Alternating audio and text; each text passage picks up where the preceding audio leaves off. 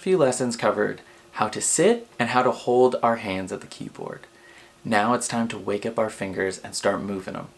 So, the first exercise we're going to learn is called steps, and the other one's called skips. I teach these two first because they drill the two most common movement patterns we use to play notes at the keyboard. Before we begin the execution of the exercises, we should go over the why. Why? Why? Why?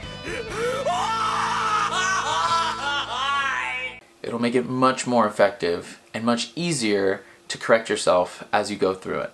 So firstly, this exercise drills coordination and rapidity of the fingers.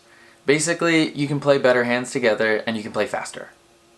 Secondly, it drills good weight distribution, right? One of the hardest things about piano is maintaining the weightless feeling in your wrist while keeping your fingers curved and firm enough to maintain their shape when they strike the key. So often students will start like this, and then slowly the wrist will drop because they can't keep the tension in the fingers while this here is loose. So this is really gonna take that finger strength exercise that we did earlier and kind of move it on to the next level. Lastly, none of these exercises are gonna require you to learn how to read music. You should know the names of your note on your instrument, and you should know basic finger numbers, right? That's just how we navigate. What you decide to do as a musician, whether you want to play classical music, whether you want to play jazz, whether you want to play just pop songs, is really going to determine what you do in terms of your understanding of music theory and how you want to approach that aspect of music. But regardless of what style of music or how deep into music you want to get, good technique will take you further than anything.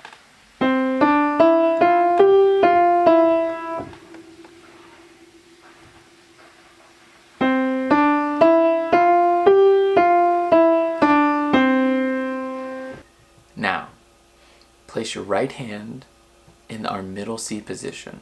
So we're going to take our thumb, our first finger, and put it over middle C, with each subsequent finger going over the very next note. It's the exact same set of position as our finger strength exercise. Instead of holding down all 5 keys at the same time, we're going to play one note at a time, going up and down.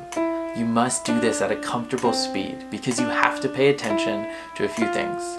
Firstly, the curvature of your fingers.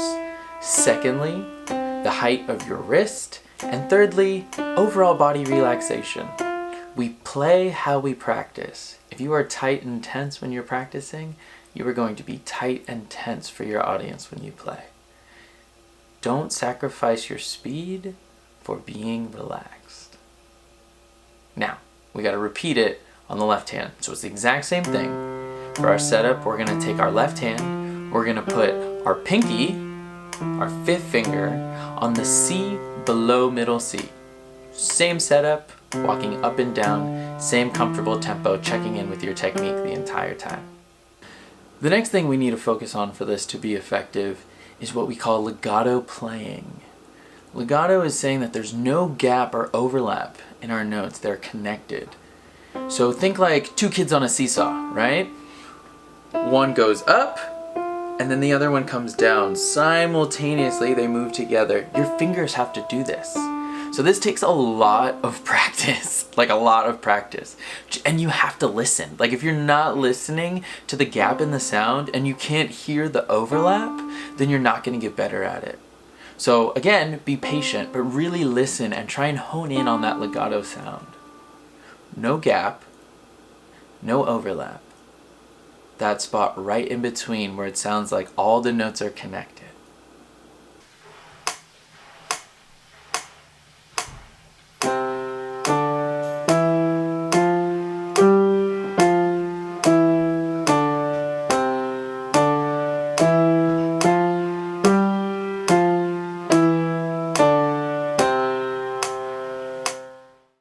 Now for skipping. So the setup is the exact same as steps and finger strength. With your right hand, find that middle C position, and instead of stepping 1, 2, 3, 4, 5, we're going to be skipping fingers like the name implies. So let's take a look. Our first finger, our thumb, 3rd finger, middle finger, and then our pinky, our 5th finger. What notes are those over? C, E, and G. So we're going to be playing these notes going up and down. Same comfortable tempo. Double check that technique the entire time as you play. Now you want to do the same thing. Find that left hand position, pinky over C below middle C. And it's the same 3 notes, C, E, and G. You just learned your first arpeggio pattern.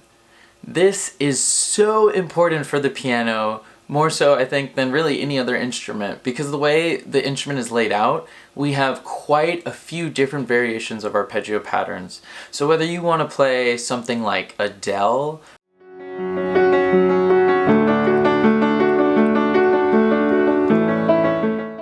or whether you want to play something like Beethoven,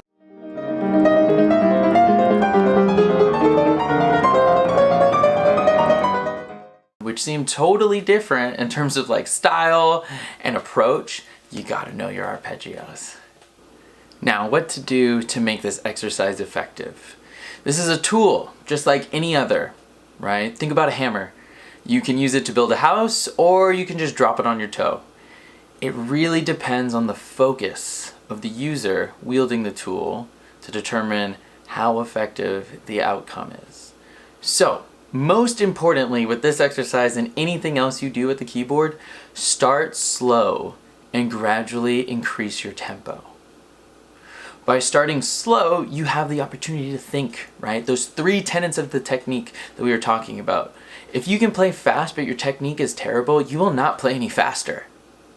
So, focus on finger curvature, wrist height, and body relaxation. If you can't maintain a good handle on those 3 things, you gotta play slower.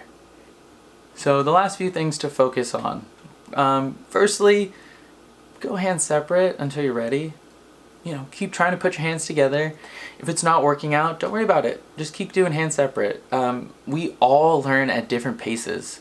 So if it's not coming together immediately, that's fine.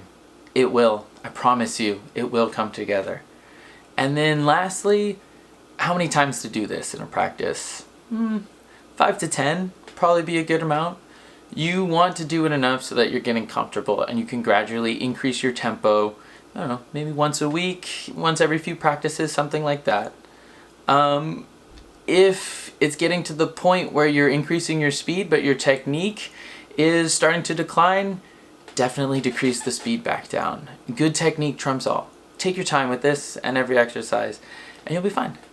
I hope you liked the video. Make sure you like, comment some stuff, let me know what I can fix, what worked for you, what didn't work for you, and make sure you hit that subscribe button. I want to be able to teach you guys as much piano as possible. So let me know what's up and I'll get back to each and every one of you as soon as I can.